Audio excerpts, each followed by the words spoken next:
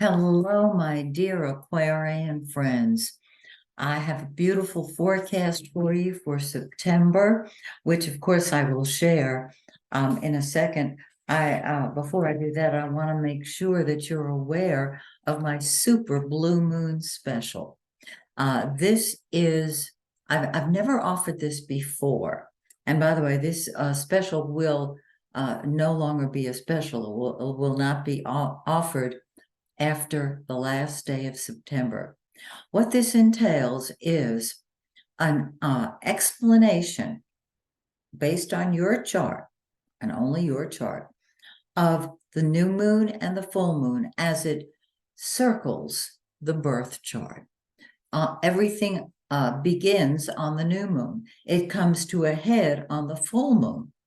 So you want to know when those are. They're 2 weeks apart. And then, of course, after the full moon, we move into the dark, 2 weeks down. No energy. We're in the dark of the moon. And after two days, the moon starts growing again. This can help you plan a wedding, a party. Now, of course, you don't want to plan a wedding for a Mercury retrograde or a Venus retrograde, but you do have other things that you want to plan for. If you're having friends and relatives over, you want it to be a wonderful time. So I'm offering this 6-month special. It includes the eclipses in October, of course.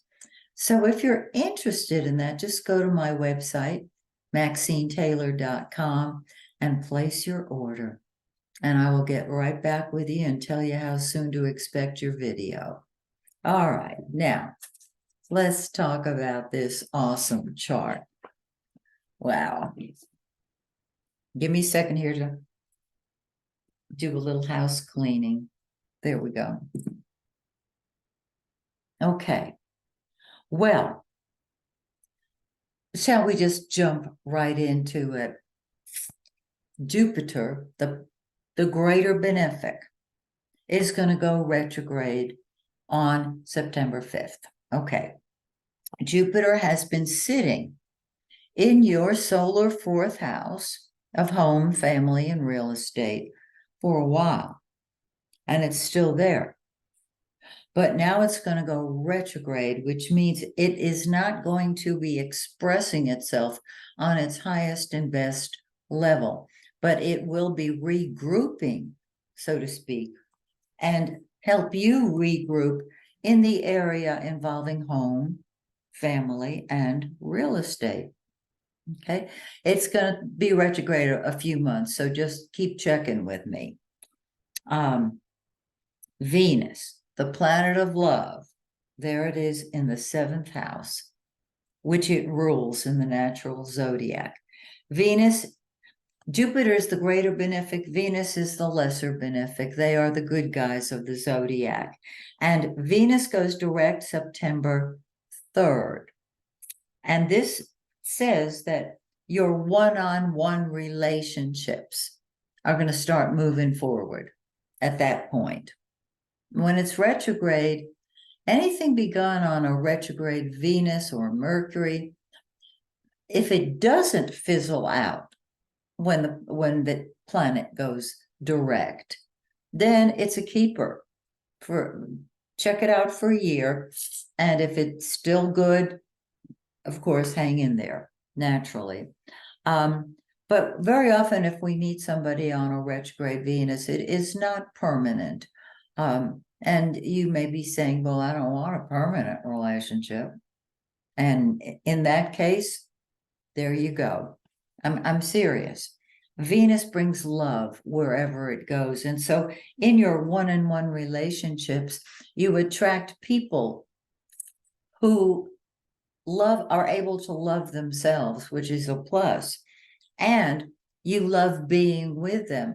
If you love being with them, you help them love you. When you love them, they love you. It's just right there. Gorgeous, gorgeous. This can be a current relationship or one that's just going to kick in, because Venus is still retrograde for, about another week after this video. Okay. Mercury, good old Mercury, goes retrograde 3 times a year. And it's been retro, and it's going to go direct on the 15th. And it's in your 8th house with the sun. The 8th house deals with secrets that we want to unearth. With Mercury retrograde, we don't get clear thinking. We get retrograde thinking, but not clear thinking. So if you're planning on becoming involved in any type of mutually beneficial financial project, wait until after Mercury goes direct on the 15th. Also, your thinking will be clearer at that point. Now, the sun, the yellow planet, the giver of life, is also in that 8th house. And what I have found over the decades, I've been an astrologer, decades. Whatever's in the 8th house gets transformed. And so your ego is undergoing a transformation. How fabulous is that? And the sun represents daddy as well. And so relationships with daddy or daddy figures can, not while Mercury's retrograde, but they can be seen more clearly after Mercury goes direct. On the 23rd, the sun moves into your 9th house. You have your answers. Your ego has been transformed on whatever level it needed to be, which is really cool. You see the big picture. When the sun is in the 8th house, you're kind of hidden. You're wanting to be alone. There's a lot of professional or just homegrown and analysis, self-analysis. After the 23rd, you see the big picture. You see options open to you did not know you had. And Mars, the red planet, that's what we make number 1. So the sun is the center of our life. Mars is number 1. There is no stopping you. You're fighting for and fighting with people, perhaps, who share different opinions, concepts, principles, but you are standing up for yours. And I would expect nothing less of you, my Aquarian friends. Okay, now we have a new moon on the 14th, which is the day before Mercury goes direct.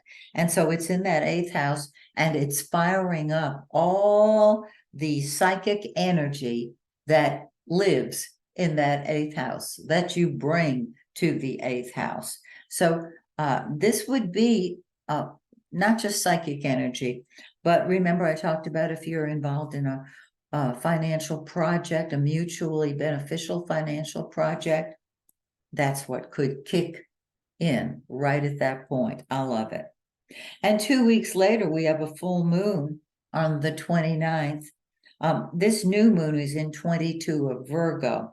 The full moon is 6 degrees of Aries. It's in your 3rd house, and you are sharing ideas. In the 9th house, you share concepts and principles. In the 3rd house, you share ideas. Are you writing a book? Are you doing a podcast? That type of thing. Be sure to use this wonderful full moon to express your personal opinions and to just share ideas with people. So it really is great. So I'll look forward to being with you next month when once again we take a look at your forecast. Until then, may the stars shine brightly on you and yours. Bye for now.